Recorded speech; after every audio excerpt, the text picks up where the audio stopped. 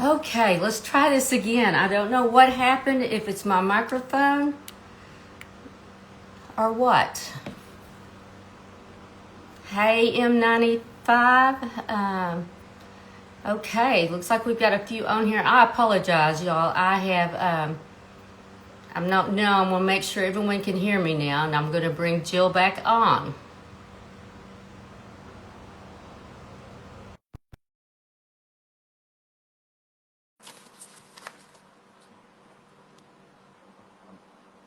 Jill, are you there? Hello. Oh, Yay. my apologies. I No do worries. I was not like, know. what am I doing wrong? I haven't done this No, before. I'm so glad. I think it was my microphone, is what it was. Okay, I good. apologize. No worries. Um, well, I'm so grateful that you're here with me today, and you're on obviously a different time zone. You're in Las Vegas. Yes, 10:30 here in the morning, so not too Yeah. bad. Okay, that's not No, bad. That's not bad at not all. at all. Jill, Jill, share with us a little bit about your background. I usually start off my spiel telling everyone about my third phase and who I am. I'm an interior designer and the founder of the. I've had kind of a busy, hectic morning here, so I'm sure that's what was wrong with my microphone No worries. anyway. But the third phase is all about home, health, and wealth. And I go live every Tuesday at 12:30, and I have inspiring guests like yourself that we get dive deep into things that matter most to us, like home, health, and wealth. So, tell us a little bit about yourself Sure. and your third phase adventure. Sure, and thank you so much for having me. Well, apparently I was born a designer. My mom told me that when I was, 5, 6 years old, I was rearranging the living room furniture for whatever was in me. I don't know. I do have distinct memories too of, my home. And, Uh-huh. it was a typical 70s kind of home with, the shag carpeting that you raked and like avocado green, which I still hate. I'm sorry. And, lots of plaid. It was just horrible. But Yeah. anyways, I didn't discover interior design as a career path until I was in my mid 20s when someone suggested, "Oh, why don't you look into interior design? Your place is so cute." And it was that, one of those light bulb moments because I had already spent all my time, I had furniture on layaway. I, was always antiquing. I was always running around, but it just didn't even occur to me. I was like, you can get paid for that. This is I'm, older Right. now, so this was before HGTV and, all the things that it just wasn't a well-known thing for me Right. personally.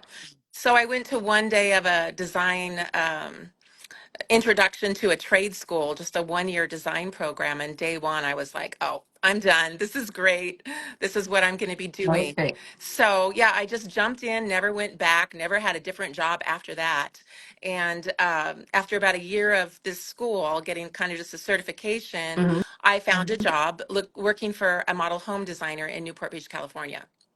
So it was kind of like, you end up where you end up. But model homes was actually really fun, really great because unlike personal relationships that you have in residential design, which is what we do now, you have a task to do 4 homes completely differently within a budget. You deal with your contractors and all the different people in your atmosphere, and you're become a project manager right away as well. So it was kind of like throw you into the deep end. Okay, this is what it's all about. And my boss at the time was married to a builder, so we never ran out of work. That's and wonderful. yeah, it was really fun. But about 5 years into that, I said, I'm going to give it a go for me because one of the clients that we had said, hey, if you ever leave that company, I want you to tell me. I want to work with you. So it was an opportunity to start. So I took it and I started a retail store and a design business in Laguna Beach, California. And that was amazing. It didn't last, sadly, forever. It was a few years in, and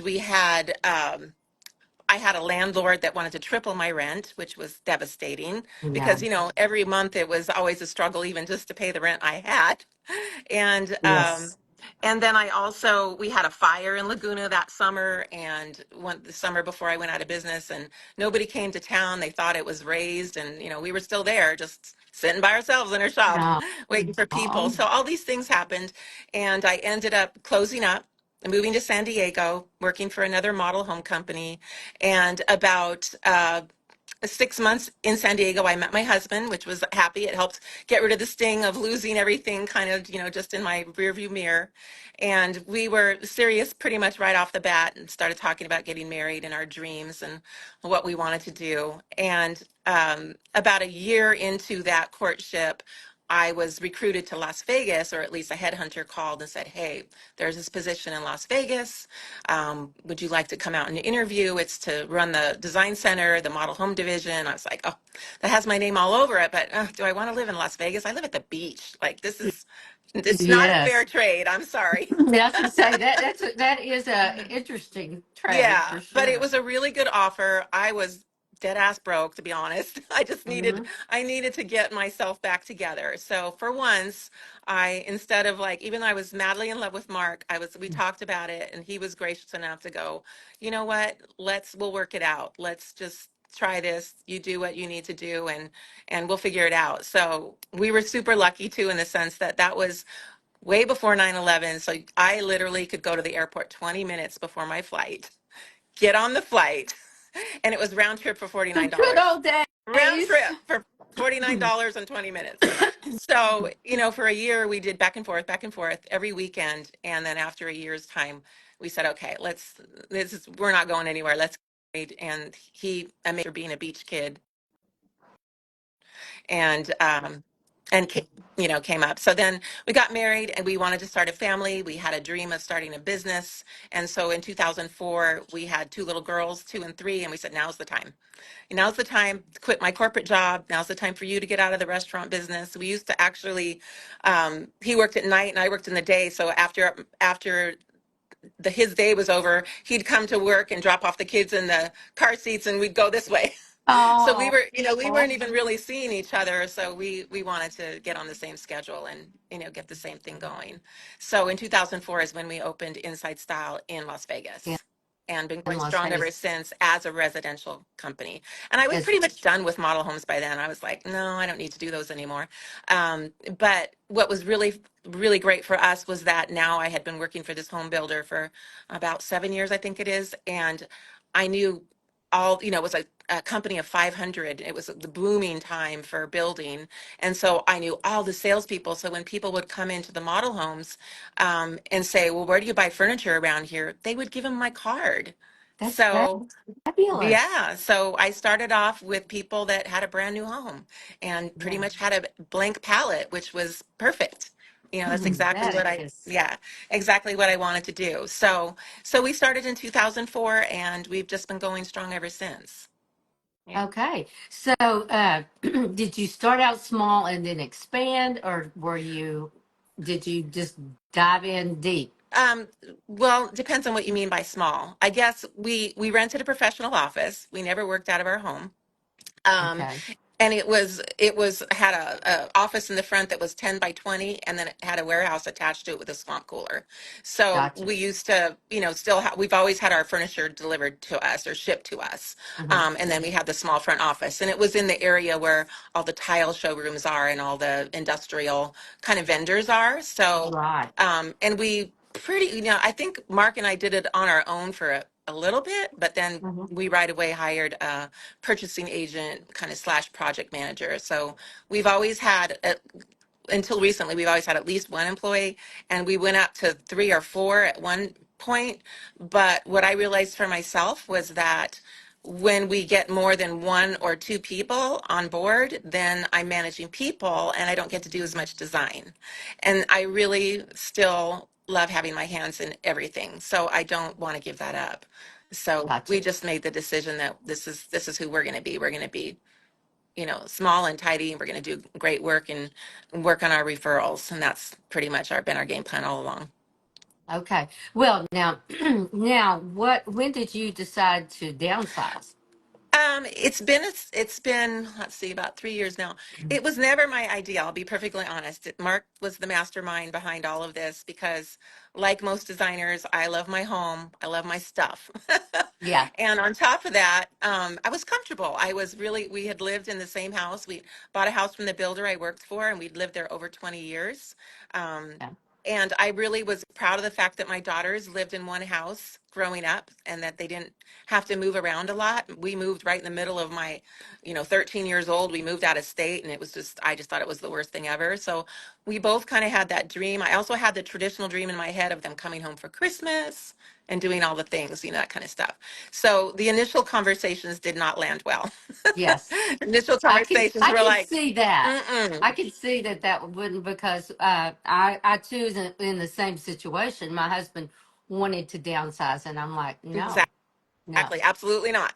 It no, was a solid no yeah, for a yeah. pretty long time. It took, Well, he had to really work on that. okay, you downsized both your home and your business, correct? Yes. Which one was first? The home was first.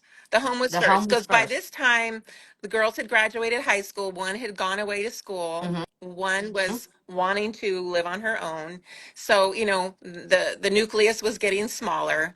And what really prompted even the conversation in the first place was not so much to live in a smaller house because I always wanted a bigger house. I wanted more so I could Right. put more beautiful things in it. So it was, Yes. and opposite of what I was doing every day for my clients, and I wanted to do that too, kind of thing. Gotcha. But we just wanted to simplify because we were in the area called the Arts District, and it's this community of creatives, painters and sculptors, and just all the cool people that are creating things were all concentrated in the area that we landed in. And that's where we wanted to be. And so as the years went on, we became closer to that community than anybody up by where we lived, which was approximately 40 minutes away from home.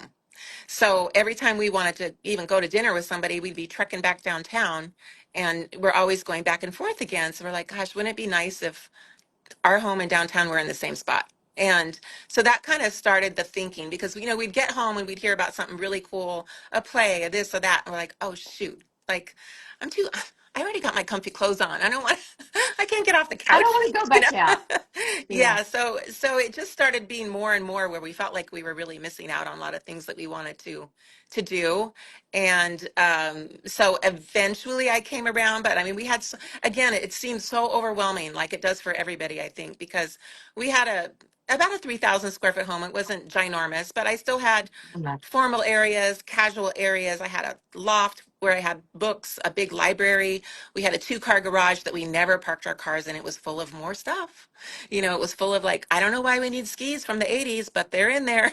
It's just like, it just becomes a composition of just who knows what. And at a Right. certain point, it gets so overwhelming that like literally taking the trash out just give me anxiety which is in the garage, just because I was like, where do I even start with all this? Like how much of it Yes. is useful? How much of it is not? How many Christmas decorations do you need? Because if you Mhm. have more space, you just get more decorations, That's right? true. That's So, true. so it did start to feel a little bit like, okay, a lot of this stuff's been here a really long time. Hmm. And if I really pared down to the basics of what I had, so we started having that conversation first. Okay, so if we moved, what do you absolutely have to keep? And so we started having that conversation. And come to find out, it wasn't as much as I thought it was, That's right? what I Yeah, hear. That's what I hear more and more is you're like, did I really need all yeah, that? Did I need those 12 champagne glasses that people that, am I going to have 12 people drinking champagne at the same time? yeah, probably not. No. Yeah. Yeah. Yeah, so that's Yeah. that's how it started, and then when I finally said, okay, one child was gone and one was still there, and that was another whole guilt trip. Is my oldest daughter was very upset about us selling the family house. She had the same vision of getting married there or coming home, and it was Yeah. just it was hard. It was hard, it was a valid, you know it was grief. It was grief before the death happened kind of Right. thing. So Right. everybody gets to have their emotions about that. But we got through it. The house sold in a fairly quick time period, but it also sold right before Christmas, which again was like, oh my gosh, like we kind of take turns going out of town on Christmas. And I think that was an out of town Christmas. So it was just too much Yeah. all at once. And then the thought of like paring down to, 25% of that was like, what do we do? Well, we had storage space at the office. We had a pretty big space. It was 6,500 square foot. It was divided into a design office, a retail space, a warehouse space, and some back storage that was just for whatever, another big garage. So we just moved our whole house. We did sell as much as we could, but we didn't have a very big time period to do it. I Right. want to say maybe 2 or 3 weeks, and business was booming, so I just didn't have time to do it. So we decided to just put it in storage and just deal with it a little bit at a time. And actually, that Gotcha. ended up to be a blessing because after it was in there a year, which is when we started the conversation about possibly selling the building, I wasn't as attached anymore. I was like, oh yeah, I guess I'm not, I don't really need that console That, table or this or that. It didn't have the same right. magical feeling that it did when it was sitting in my other house. That might be a good point there that you're making, is sometimes maybe put it in storage It until you're. it worked out really, really well. And also it Mhm. was really interesting being on the other side of, we do a lot of remodeling and renovations where people stay in their same house. It's not always a new house. It's somebody who's Right. lived there for 20 years and now you want to change everything. And I'm always giving these folks a pep talk on change is good. And I'm like, okay, now I have to like actually listen to my own advice. Mm, right. I have to live through this and I have to see Gotcha. how this feels. Hmm. So that was a good exercise as well. Yeah, doing that. Okay, then when you went to downsize your business, how you had all this extra space, did you downsize into something even smaller Oh, then, yes. where you don't have the overhead? Yes, absolutely.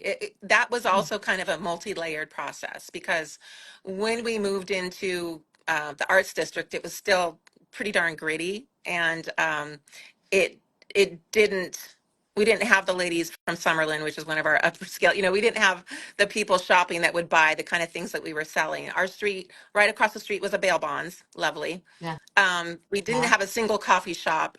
We had an antique mall across the street, which was full of very interesting but very, old things. And there was a couple other antique stores like down the street. Barely a restaurant. So a lot of thrift stores, things like that. So when we first opened and people came in, they'd open the door and they'd look in and like, oh, this is new stuff with kind of that scowl on their face. They're Yeah. like, oh, Yeah. great. Yeah. Like, Yes. so it took a really, really long time before we even had any sales or anything feasible, from that store. But happily, the interior design was our main thing, so Yeah, your it, main focus. yeah. And since at this point we had purchased the building, it was our building, we weren't going anywhere. We were going to be able to, sit in it for the long haul. So, um, yeah, so it took a long time for that conversation to come up as well. And because it was a really beautiful building, so it was kind of the house thing all over again. It was like, oh, I Gotcha. don't want to give it up. What if I don't find anything better? Mm-hmm. How am I gonna, I'm gonna feel suffocated. I've got all this space, and I'm just gonna, what are we gonna find? Um, so I started kind of looking around, and that was a whole nother thing where nothing was good enough. Nothing was pretty enough. Nothing was gonna do. And my husband's like, well, what do you want to do? Retire? I'm like, no, I don't want to retire. I've always Right. thought of myself to be more like Iris Apfel, like you just go until you're done, Yeah. 100 years old. I want to work and be passionate and enjoy my career for a really long time. So why would I give up my business? But you Right. know what? They're our warehousing now. So somebody doesn't have to be at the office 24/7. Because inevitably a truck driver will call at 4 o'clock on a Friday and say, I'm just an hour and a half out, can you wait for me? That kind of stuff. So you're just kind of Yes. tied to your space all the time. Yes. And you can Yes. never really leave with kind of a clear conscience, like, oh gosh, is something going to show up, and then go back and all that kind of stuff. So Yes. the more I thought about it, I was like, yeah, maybe, but it was maybe Mm-hmm. for a long time. Mm-hmm. What did you learn most from? What is the biggest lesson you learned from downsizing in both your personal and your business? Um, the first thing that I mentioned already is like you don't need as much as you think you do. You're probably not Mm-hmm. as attached to it as you think you are after you haven't looked at it for a month or two. It's kind of like ripping off a Band-Aid. It Yeah. hurts when you're selling your, $6,000 sofa for $250 on Craigslist. It hurts a lot. Yeah. But guess what? You get to get a new sofa now. You get to maybe have something even better. Yeah. So, that's what we do. We create spaces. So why can't we like be excited about that. Let's create a new Right. space. What if it's even better? Um, Good. and the other thing is simplification is amazing. Simplification in the sense that I don't know why we had 20 pairs of scissors. I don't know why we had so much of so many things, but when we were, paring down in the house, it was like, oh my gosh, like we've wasted so much money on like unnecessary things. That really brings your awareness like front and center. It's And point. yeah, and then, but after you offload all the unnecessary stuff and you're left with the core of the things that you love or you need, it's a really light feeling. It's like, okay, I don't have that feeling every time I go in the garage now. I don't have that feeling of like this huge project looming over my head. Yes.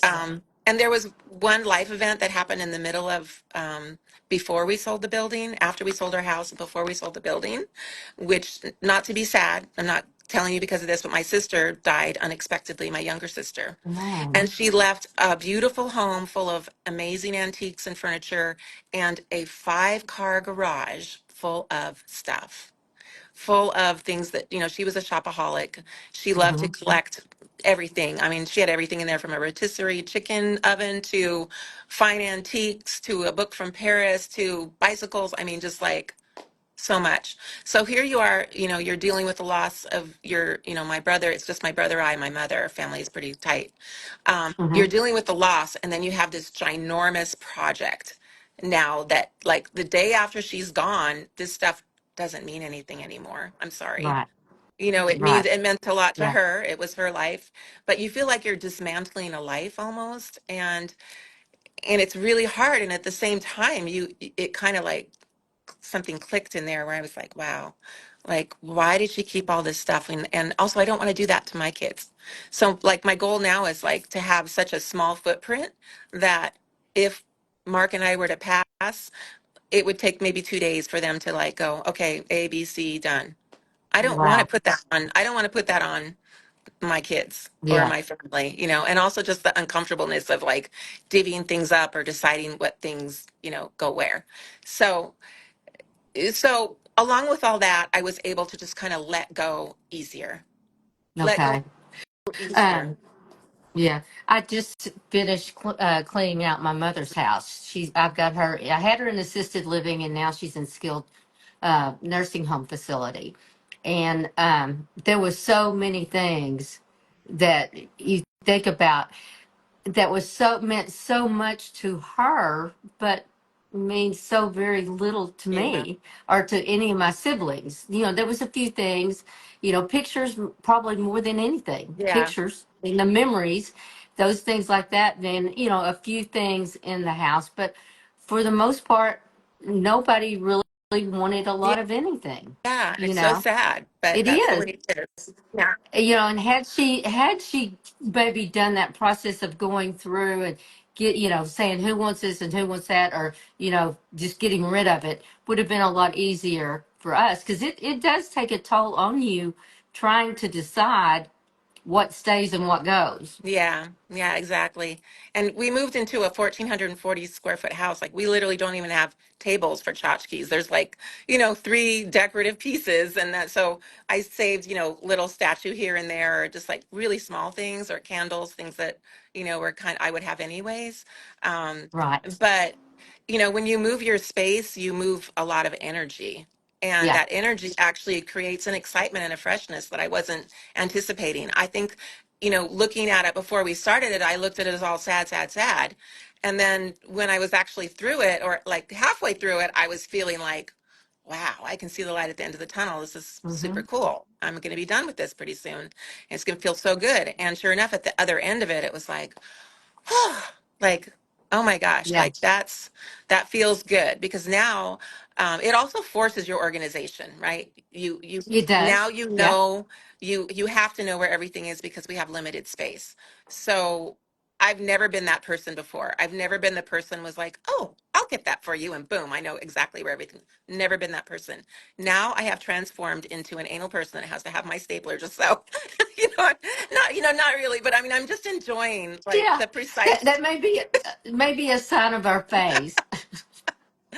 So now I've like completely changed, and I'm like now I'm purge happy. I'm like, oh, throw it out, throw it out, throw it Throw it out. out. Like, And as designers, we keep so much. I don't know how old some of those fabric samples were. I don't know how old some of those finished samples were. And because I had the space, I had a huge, I had so many shelves of things of samples, rug samples. Please, no one ever send me a rug sample ever again. I just, there's so many. So those were Oh, things.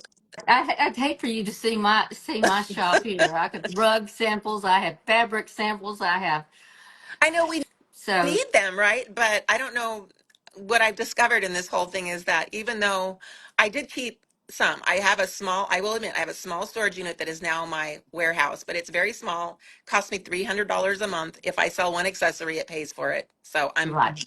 I'm justified in keeping that, I feel. Um, Yeah. but only what's in there is the stuff that was brand new in the box. I love it, that kind of thing. But I'm really, really more careful about what I accept now as samples, because also I don't want to like throw stuff away. And another thing I learned from it is that it was much more joyful giving things away than selling things. We did have a sale. True. We did have a big, inside style warehouse sale, which we used to have one of those every year. So that was always fun, but Mhm. it was always a little bit painful because it might have been a chandelier that had XYZ going on. You had to get rid of it, whatnot. But it was always like pennies on the dollar. So that just became Yes. painful. So at the end, it was like we took a whole bunch of art supplies to the university.